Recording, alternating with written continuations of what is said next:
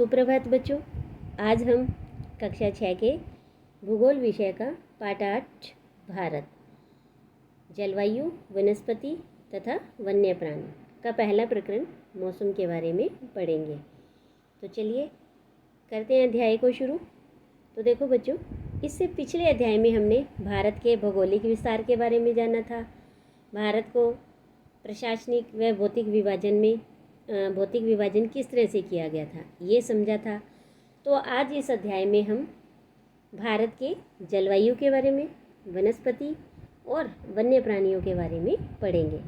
तो आज सबसे पहले हम पढ़ेंगे जलवायु के बारे में, यानी मौसम के बारे में, कि आप मौसम के बारे में प्रतिदिन समाचार पत्रों में पढ़ते हैं, टेलीविज़न पर देखते हैं और दूसरों को इस संबंध में बातें करते हुए भी सुनते हैं। आप जानते हैं कि मौसम वायुमंडल में दिन प्रतिदिन होने वाला परिवर्तन है।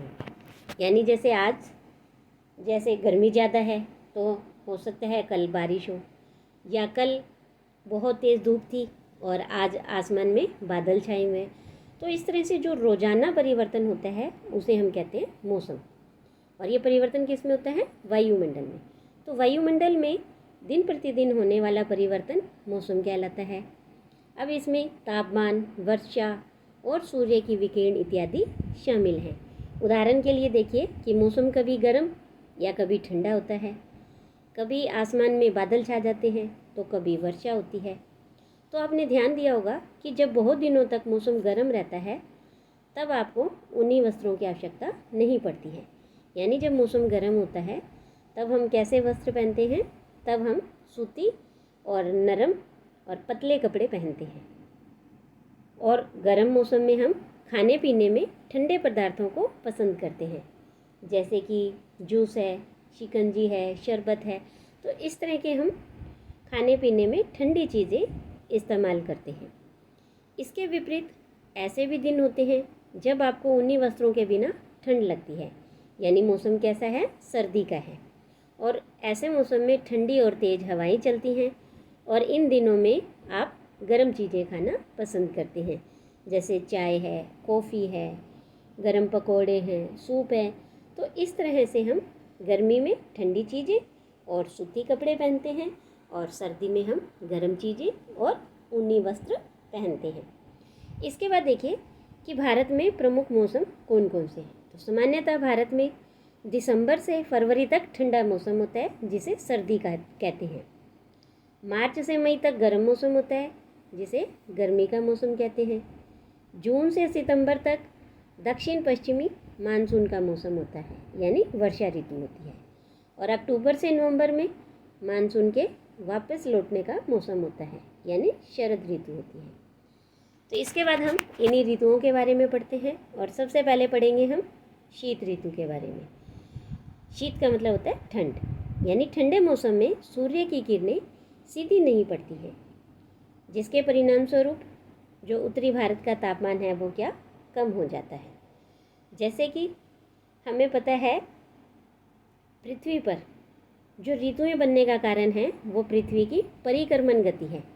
जैसे कि ये सूर्य है और पृथ्वी सूर्य के चारों ओर चक्कर लगाती है, इसके कारण ही ऋतुएं बनती हैं। जब जो पृथ्वी का उत्तरी गोलार्ध है, जब सूर्य की किरणें यहाँ सीधी नहीं पड़ती हैं, तिरछी पड़ती हैं, तो उस समय क्या है? यहाँ पर शीत ऋतु होती है। इसके बाद देखिए दूसरी ऋतु है ग्रीष्म ऋतु। गर्मी के मौसम में सूर्य की किरणें अधिकतर क्या है? सीधी पड़ती हैं और तापमान इससे बहुत अधिक हो जाता है। दिन के समय गर्म और शुष्क पवन बहती है और जिन्हें लू कहा जाता है। यानी कि जो दिन के समय में गर्म और शुष्क हवाएं चलती हैं, जिससे धूल भरी आंधियाँ भी आती हैं, उन्हें लू कहा जाता है। इसके बाद हम बात करेंगे कि दक्षिण पश्चिम मानसून या वर्षा का मौसम।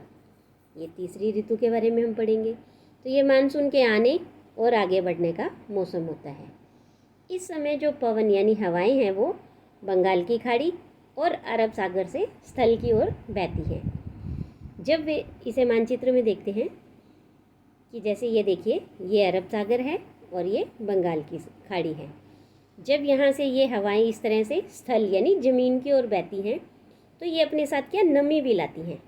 समुद्र के पानी के अंदर जो हवा के साथ नमी भी आती है, और जब ये हवाएं हैं वो इधर यहाँ पहाड़ों से टकराती हैं तब यहाँ वर्षा होती है। तो इस तरह से जो दक्षिण और पश्चिमी मानसून है वो उनके आगे बढ़ने का समय होता है। इसके बाद देखिए आगे की ऋतु है मानसूनों के लौटने का समय, यानी जो मानसून स्थल की ओर आया था समुद्री तट से, अब वो वापस समुद्र की तरफ लौटता है, तो इसे कहते हैं हम शरद ऋतु।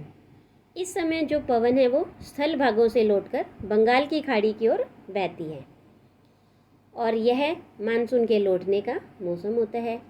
यह भारत के दक्षिणी भागों में विशेषकर तमिलनाडु और आंध्र प्रदेश में इस मौसम में वर्षा करती है। तो ये देखिए कि इस मानचित्र में देखिए कि इस तरह से दक्षिण और पश्चिम से हवाएं चली, स्थल की ओर बही, पर्वतों से टकराई और यहाँ बारिश हुई। ये तो हुआ वर्षा का मौसम। और फिर ये हवाएं यहाँ से वापस स्थल से बंगाल की खाड़ी की ओर चलती हैं। जब ये यहाँ से वापस जाती हैं तो यहाँ उड़ीसा और तमिलनाडु में वर्षा करती है, और ये होती है, इसे कहते हैं हम शरद ऋतु। तो किसी स्थान पर अनेक वर्षों में मापी गई मौसम की जो औसत दशा है उसे जलवायु कहते हैं। यानी जो मौसम है वो तो दिन प्रतिदिन बदलता है, और जो जलवायु है वो लंबे समय के लिए होती है। जैसे आज मौसम कैसा है उसे हमने एक जैसे डायरी में लिखा, कल कैसा है वो लिख लिया, परसों कैसा होगा ये लिख लिया।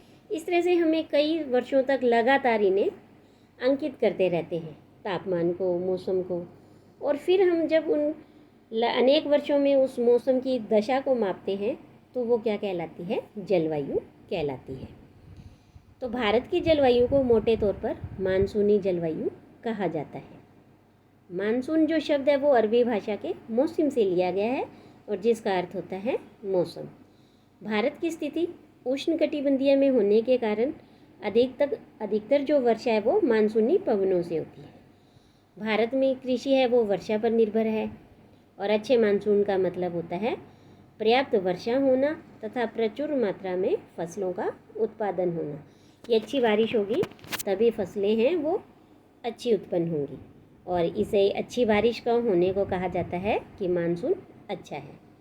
अब देखिए यहाँ पर कि अगर किसी वर्ष मानसूनी वर्षा कम हो या फिर ना हो तो क्या होगा, जो फसल है वो प्रभावित होगी या नहीं होगी। तो फसलें तो प्रभावित होंगी ही। कुएं के पानी का स्तर ऊपर आ जाएगा या नीचे चला जाएगा, तो जो कुएं का पानी का स्तर है वो नीचे चला जाएगा। और गर्मी का मौसम लंबा होगा या छोटा होगा। जब वर्षा नहीं होगी तो जो गर्मी का मौसम है वो क्या, लंबा होगा। इसके बाद देखिए किसी स्थान की जलवायु उस स्थान की स्थिति, ऊंचाई और समुद्र से दूरी तथा उच्चावच पर निर्भर करती है। इसीलिए हमें भारत की जलवायु में क्षेत्रीय विभिन्नता का अनुभव होता है, क्योंकि हमने देखा था जब भारत में विभिन्न स्थलीय रूप पड़े, हमने उसकी भारत के अंदर देखा कि अलग अलग प्रकार के स्थल हैं, जैसे पर्वत, पठार, मरुस्थल, नदियाँ, रेगिस्तान। इस तरह से हमने इन सब अलग अलग स्थलीय रूपों के बारे में देखा, और सारे स्थलियों के जो स्थल हैं, जितने भी स्थल रूप हैं, उनकी समुद्र से जो दूरी है, कुछ समुद्र के बिल्कुल तटीय मैदान हैं, कुछ समुद्र से दूर हैं, और उनकी ऊंचाई ये भी अलग अलग है। तो इन्हीं स्थिति, ऊंचाई और समुद्र से दूरी के आधार पर भारत की जो जलवायु है उसमें भी बहुत विविधता है। तो राजस्थान के मरुस्थल में जो जैसलमेर और बीकानेर है वो बहुत गर्म स्थान है, जबकि अगर हम हमारे भारत में ही जम्मू और कश्मीर के द्रास और कारगिल क्षेत्र की बात करते हैं तो वहाँ बहुत बर्फीली ठंड पड़ती है। ऐसे ही जो तटीय क्षेत्र हैं जैसे मुंबई और कलकत्ता की जलवायु है वो मध्यम है।